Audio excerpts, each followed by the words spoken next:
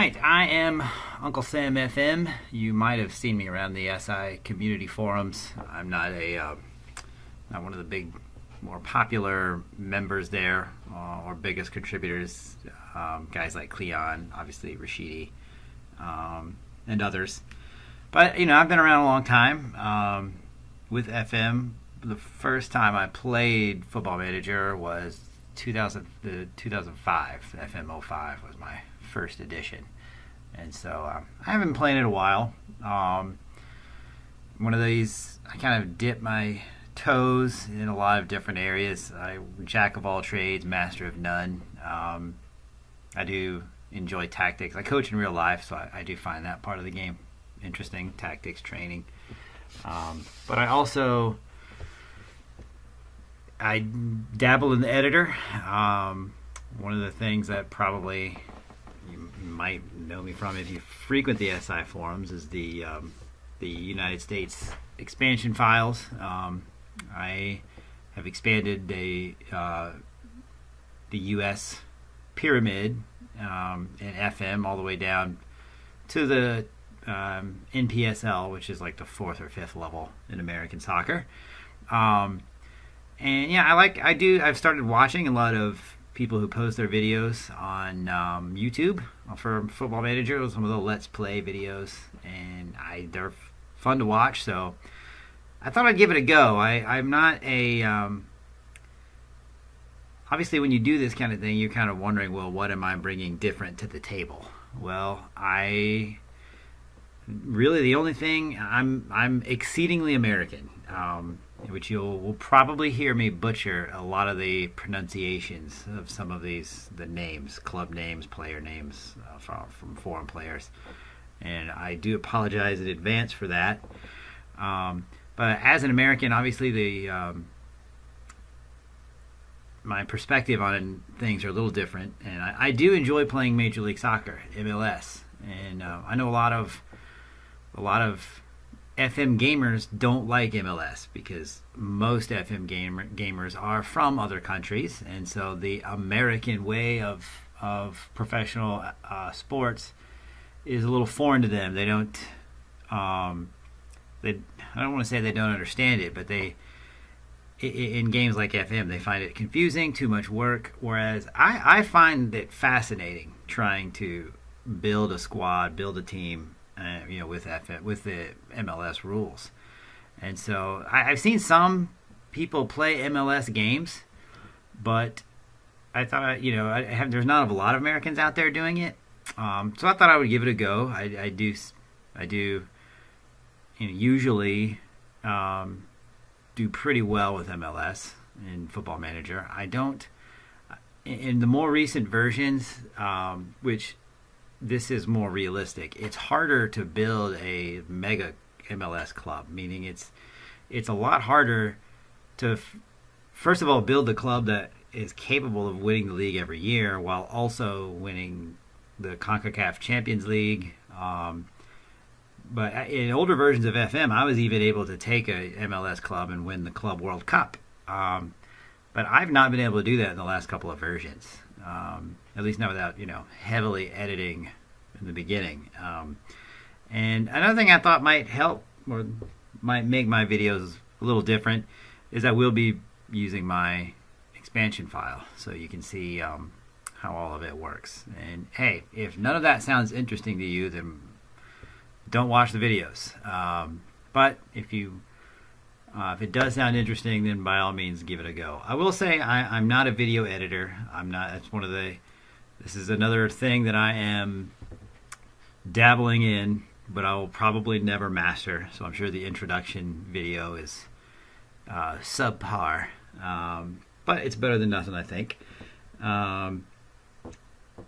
So my videos won't be, the production quality won't be what some other YouTube streamers are going to be able to put together, but it is what it is. So I thought I'd first take you around looking at the my expansion file. So these are the leagues that I've kind of added. First of all, there's you have all the regular the default, the MLS. You have the U.S. Open Cup, although I have edited the Open Cup, to include a lot of the teams that I've added and so forth. But then you can scroll down and you also start to see some of these. These are real life preseason tournaments that MLS Cubs participate in, play in. This one is the ATX Pro Challenge, which actually my team, which is the Houston Dynamo, which is my favorite team in real life, will be participating in. We'll be playing at the host Austin Aztecs in the first round. You have the Carolina Challenge Cup, the Desert Diamond Cup, which I'm actually in the future I'm probably going to end up expanding this one, because with the Diamond Cup they also play just a series of friendlies. But then you also have the IMG Pro Classic in Bradenton, Florida, which this one invites some foreign teams. Like I've set it up to invite random teams from Scandinavia and Brazil. Santos will be in this edition. Keep going. We've got the Las Vegas Pro Soccer Challenge Cup. You have the Simple Invitational in Portugal, which invites a team from Sweden. And then you have the Walt Disney World Pro Soccer Classic in Orlando. This is another one that invites teams from, this is a team from Brazil. And so then I've got a lot of other competitions. This goes down to college soccer. So college soccer is big in the United States. Obviously, I won't say it's big. You're not going to see a ton of people going to these games, but it is an important step in the development process in American soccer. And so I've included the Division I. This is the highest. It's the top division of American soccer. This is just all the teams grouped for what you would call their non-conference games. But you keep going, you get into the conferences, of which there's 24, I believe. All the conferences have the proper teams, right number of teams. The conferences with a postseason tournament has those in the correct format. So it's a fun little addition. You can play in it, but I will give you a disclaimer that if you play as an NCAA team and you try to click on the competitions tab, the game will crash. I think it has to do with just the size of the NCAA Division I. But it also has the Academy Division, the USSDA, the United States Soccer Development Academy. These are youth clubs that this is sanctioned by the United States Soccer Federation, the USSF, and a lot of the MLS clubs compete in it. I did just recently kind of update this to include recent changes to the USSDA. It's for this season only. They did announce a series of changes for next year, but I've not included that yet, and I may in a future edition. But for example, this is the Mid-America. This is the Frontier Division, and that is where the Dynamo Academy play.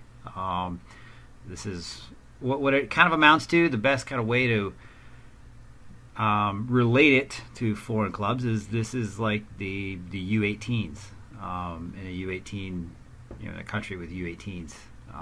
So this is the competition where your U18s would play. Now the rules for an MLS club signing a player from their academy is a little different than, say, a Premier League team calling up a player from their U18s, and we'll look at that over the course of my game. But it's a similar dynamic there.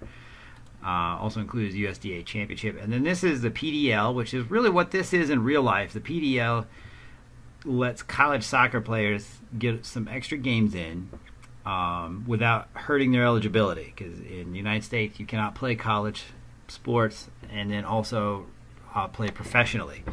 And so the PDL was set up to make sure that they can play in it, get extra games, extra competition, probably a little higher level competition, without hurting their eligibility for their college team.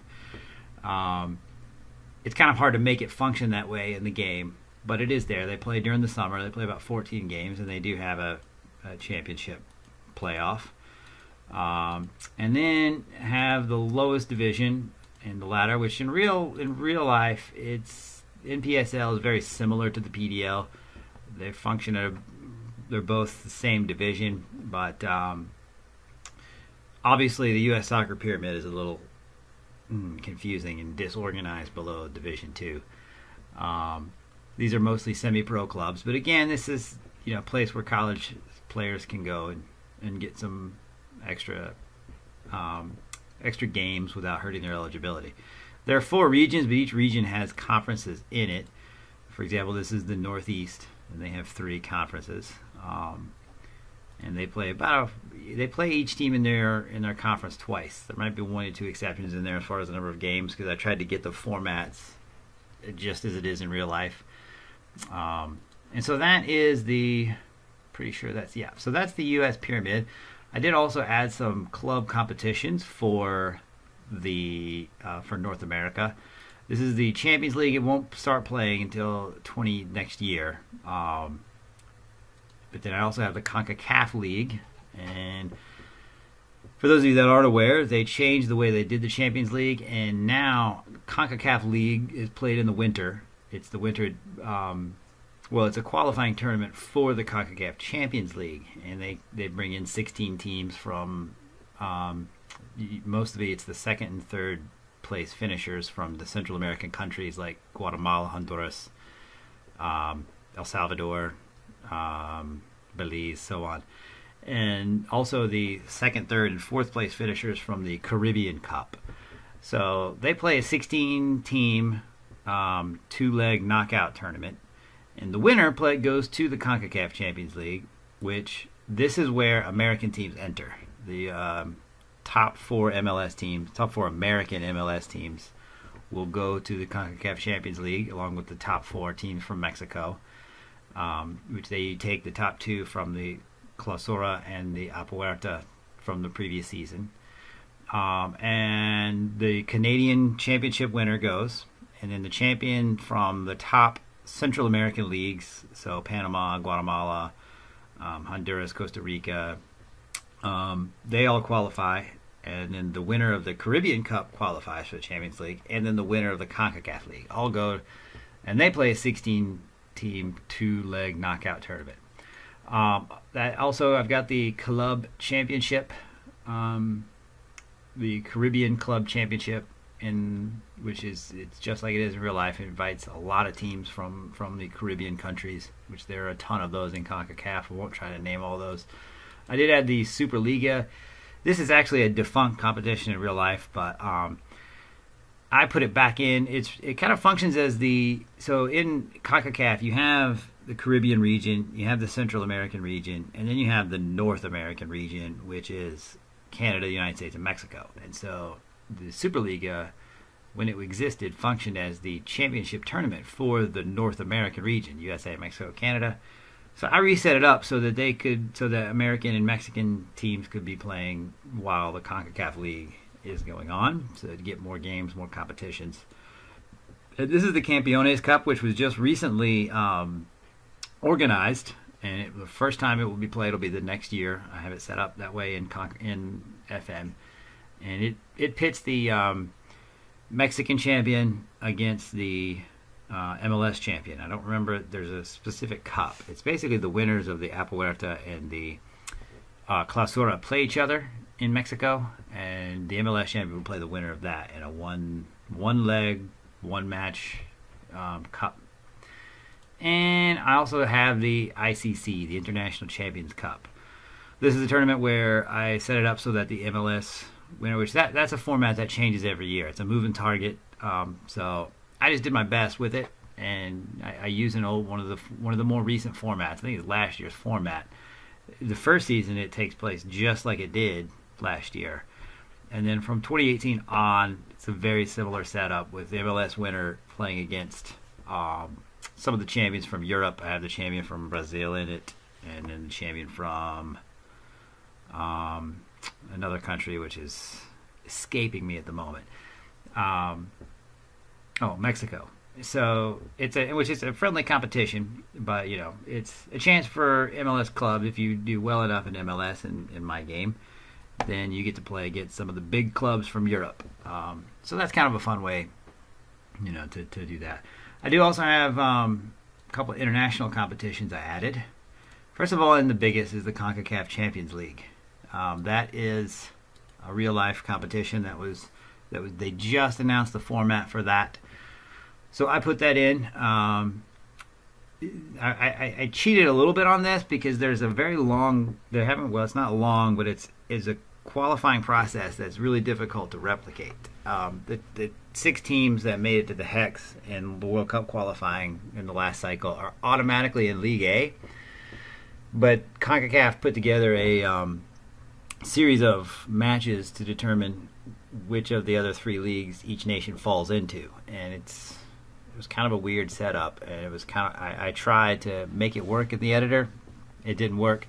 So instead of trying to let the teams qualify, I just used the CONCACAF rankings for the nations and allocated them where they go.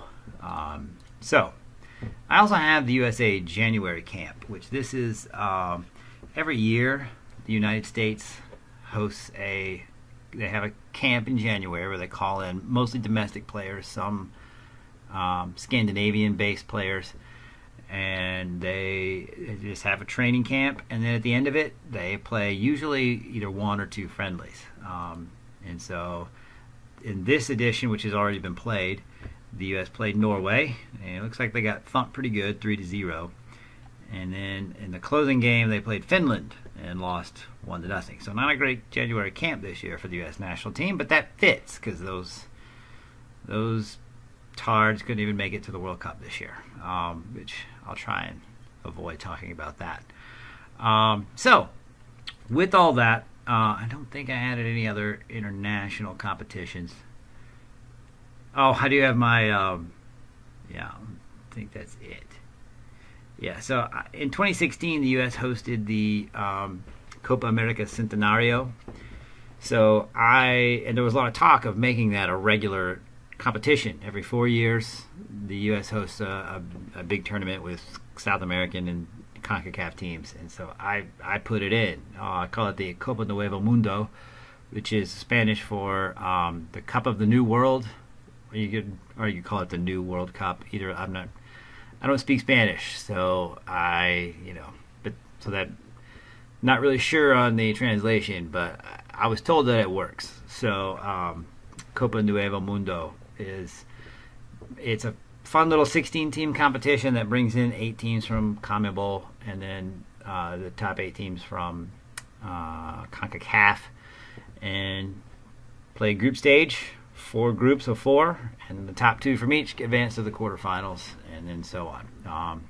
So it's just a fun little competition that I put in. Chance for the U.S. to get some games against some top-notch competition. Also Canada, and I will show that too. I did add some Canadian competitions. I did put in the newly announced Canadian Premier League, which is not finalized yet, but there it is.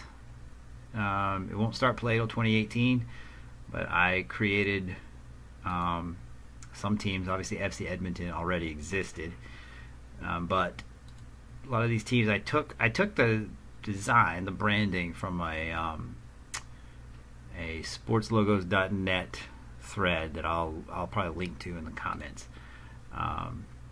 But it's a 10-team competition. Play each team 4 times, single table, and so it's kind of fun. The Canadian Premier League is supposed to happen in real life. The only cities they've announced at this point are Hamilton and Winnipeg, but I'm kind of looking forward to it to see how it goes. And they also will get they'll get a spot in the Amway Canadian Championship, which I've edited the Amway Championship to follow the format that's starting this year, with winners of the PLSQ and League One Ontario are earning spots. So I try to make it close to real life, right? Close to real life, but also taking into account the future direction of the sport in the United States and Canada. So I have the League One Ontario and PLSQ, and I also put in the Canadian Soccer League. These are the 11 teams that will be competing in it this year. And then I also have the Pacific Coast Soccer League. And then I have the reserve division for the Canadian Soccer League, the CSL second division. All right. So now let's do a quick look at, let's look at my preseason so far. So far so good. I've won all of my matches. I'm especially kind of proud of this Londrina result. I'd like to go on tours in the beginning of every season. Usually I play a friendly or two before, but this being my first season, I really didn't have time to get it set up the way exactly I wanted, but I did get a Brazilian tour in. And so the way I do my preseason, getting my guys fit, is I play my starting 11 in the first match. I will play them half the game. So they'll play the first half. Then second half, I'll put in my second 11. And they'll play the second half. Then in the next match, I'll flip it. And my second team, my B team, whatever you want to call it, they'll play the first half. And the first team will play the second half. And so when I went down to Londrina to play, and I'm probably butchering the pronunciation there, but in Londrina, they went ahead 2-0 in the first 10 minutes. So obviously that match was not going very well. Second half started, and almost immediately I flipped the result. Tomas Martinez, watch it.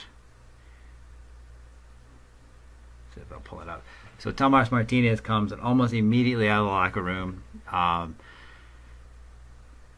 He just steps onto the field and scores on a corner kick, which I'll show some of my setups.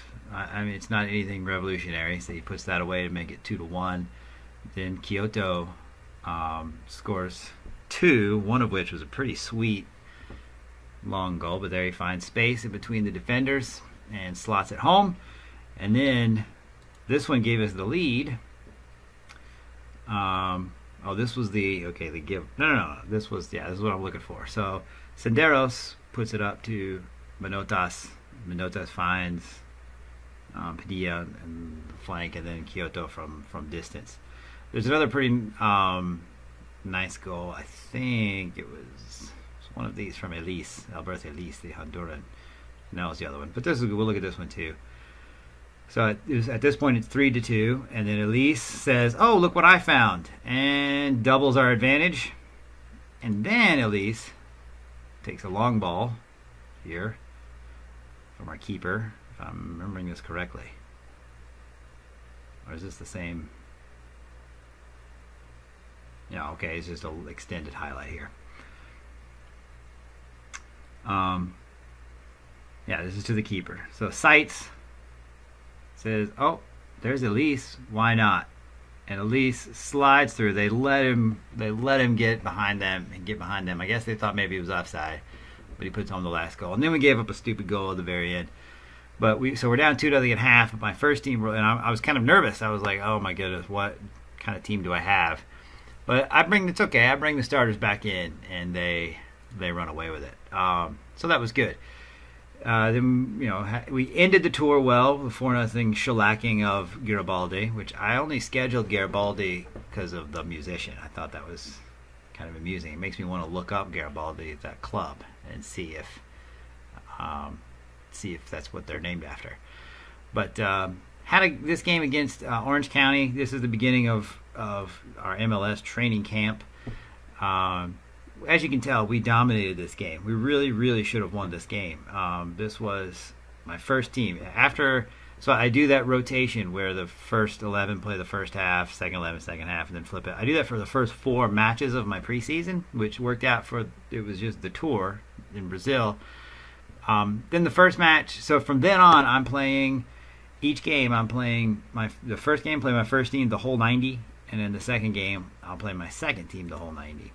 So that's my plan, and we'll end the video that I'm putting up here with we'll play the LA Galaxy 2, see how that goes. I don't expect it to go well because it's my second team. But we'll look at my squad right now. My second team is set as the starters, so you're probably looking at it thinking, what kind of an idiot starts their team this way? Well, it's because it's a preseason. I'm getting everybody fit, which so far so good. My first team is high 80s, 90s. I do have some injuries. I need De La Garza to get healthy. But let's look at the registration. So this is where MLS gets confusing. So my max team size is 30, right? And kind of how that works is you get 20. Well, you can have 10 off-budget players, which those are reserves, some of your homegrowns, and you can have 8 internationals, which so far so good on that. But MLS now really wants to kind of start focusing on homegrown. At least they want to put an effort towards homegrown. So you're not allowed to have any more than 4 homegrown reserve players. So I had kind of a situation. I had to send Padilla, who was skewed that requirement, and Charlie Ward, they're on loan to my USL affiliate, which is Rio Grande Valley, and this is them too. So I sent them down to make room, and right now I'm efforting signing a couple of guys. One of which I is Eduardo Arteaga, which I'm really hurting in the back line. If you look at my back line, I wouldn't say that I'm hurting, but I'm old. My right back, I'm playing Machado there right now, but he's 31 years old. I can play Boniek Garcia there, but he's 32. So those guys are starting to get a little old. Center back, Senderos, 31. Leonardo, 28. De La Garza plays at center back for me. He's 29. My left back, DeMarcus Beasley, he's 34. It's almost time for him to start drawing Social Security. And Remic's 25, left back, but he's also not really that good. So my all across the back line I need to get younger. So that's kind of where my focus is a little bit as far as the transfer market. So a couple things that you can do. What I like to do in the beginning of my MLS saves is loan guys in, right? That's a quick, easy fix, and it doesn't really it doesn't tie me down to somebody to a bad contract for years. So I found this. My scouts brought me this guy, Leo Duarte. Good tackling, decent passing. I'd like for it to be better. Decent strength. A little worried about his vision because I like my backs to be able to pass. Right, we play a possession style, which in the next video I'll probably get into my identity a little bit, which is not anything revolutionary, but it works for me. So he's only 20 years old, and I hope to get which I have a clause, hoping to be able to buy him later. And I do still have scouts out. Look at our assignments. Trying to find, young players. I'm scouting Brazil, scouting Central Africa, East Asia. Those are areas I like to hit because you find cheap players there that are getting overlooked. While we're looking at scouting, I do also make sure to scout the NCAA so that when it comes time for the draft, I've got an idea of what those guys look like. And then also scouting the academy division, looking for young talent, because eventually a lot of those academy players they matriculate from the academy to the NCAA. So even if I can't sign them out of academy, which you can't sign a young player until he's 18 in USA, if I can't sign him there, chances are he'll be at the draft at some point. So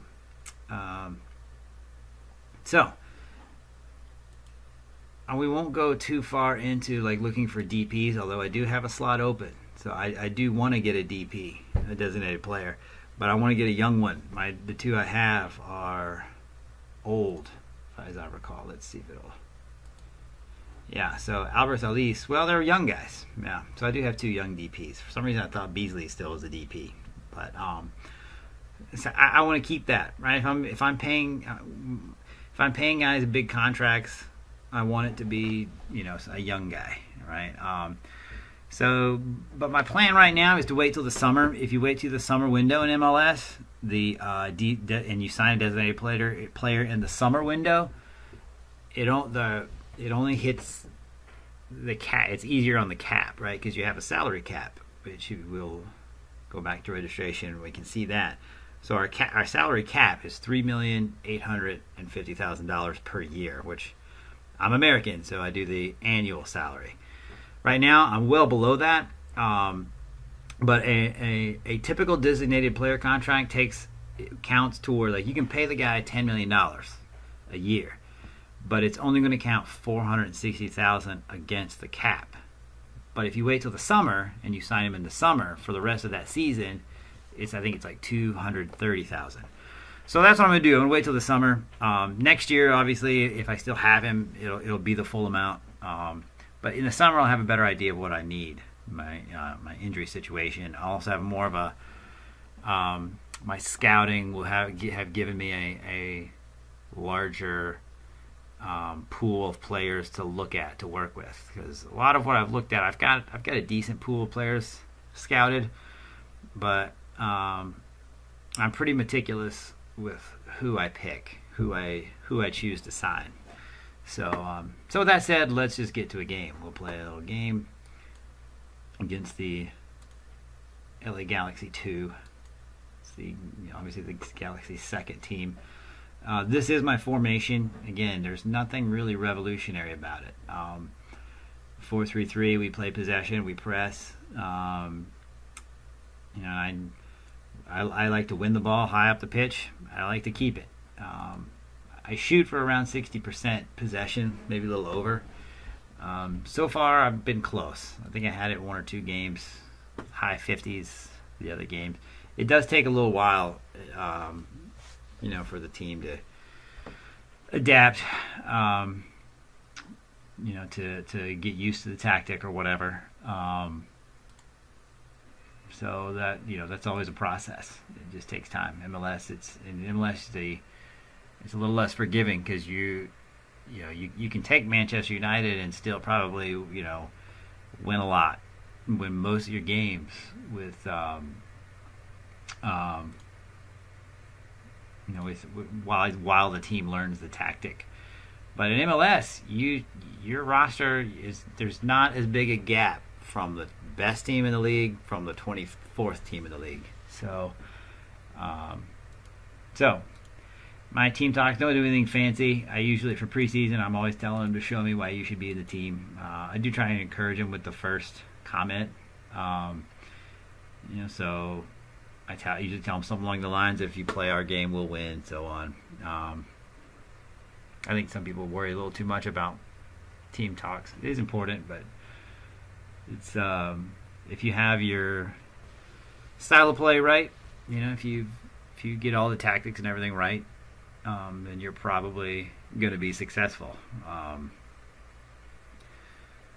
MLS or LA Galaxy 2 playing a narrow 4-3-3, which if I'm in the league right now, I'm probably thinking about widening my tactic, trying to get the ball expose the wide areas. But the truth is, 4-3-3 narrow is a tough one, because the two lines of three have in the past defended the width pretty well. I'm making a nice run out of the back to Stevens. It's sad. I don't even know. That guy's American. I don't know how to pronounce his name. He's a rookie. He did get his first appearance in real life last week. He's actually done all right. I kind of have high hopes for him. I'll kind of lay out my transfer policy while we're watching this game. I look to be thrifty. I'm not looking to go and buy the biggest guys. I have some principles that I kind of live by. First of all, I don't buy any older players. I don't like buying anybody over 25. My basic rule is, when I buy a player, I want to get more for him than what I paid at the end. And so Malky's picked up a knock. I'll go ahead and sub him. For some reason I didn't have a 12th man on the bench. Minotes needs some time. Both my wingers took a knock.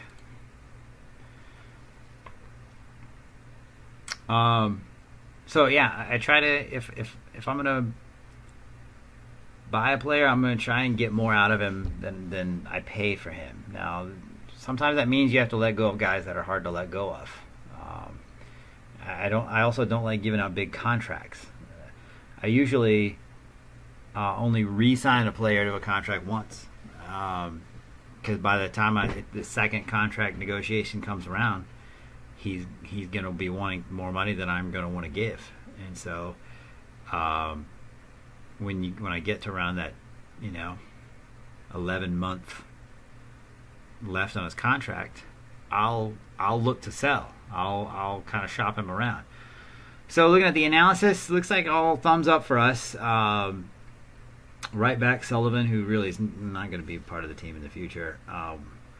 One back possession more than any other player. That's a good sign. Mimo has been impressive, breaking into the final third. That's a good sign. He plays center mid. He plays my supporting mid. I have a supporting center mid and an attacking one. Good number of touches in the ball. That's good. Possession, we're dominating, 69%. Haven't given up a shot, which I've got some things that I think help to limit their chances. Had 2 clear cuts in one half. I mean, this is really as much as you can ask for, right? When the team is creating chances and not giving the other team any. We may only have 4 shots, but I would rather have 4 shots and 2 clear cut, 1 half chance created than 15 shots and only 1 clear cut chance. We're creating the kind of chances that I want while also keeping the other team from creating chances themselves. We've completed 82% of our passes. That's good. Even our defense, 76, is relatively high for me for a back line, and so that's good considering this is my second team, except for if I had to sub in my wingers. So we'll go to the dressing room, tell them performing well, keep it up, and then also once again show me why you should be in the team. Try to motivate a little bit to get out there and make things happen. So here we go. Again, we don't sub unless there's an injury, which obviously happens sometimes in the preseason, which stinks. But got to get fitness up, so I'll let these guys play the whole 90. As you can tell, we do play a possession game with guys making runs out the back. That's just kind of how I play. Another chance there created, didn't finish it. But such is life. Was that a half chance that we created? Yeah, it was a half chance. So, and they've dropped to a diamond midfield there. So now I think I will give the instruction. This may be one of those classic mistakes that will cost me the game. But let's open it up, play a little wider. Incoming call. Tell you what, let's also do is I'm gonna.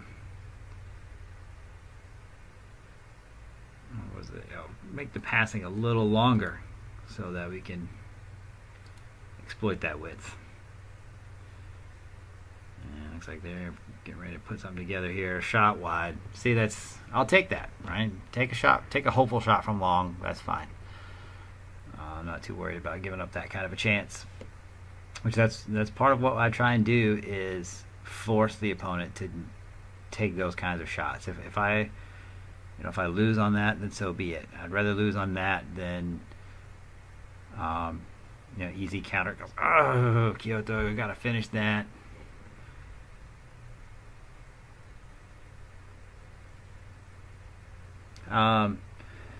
So, more of my transfer policy, another general rule. Oh, there we go, Manotas.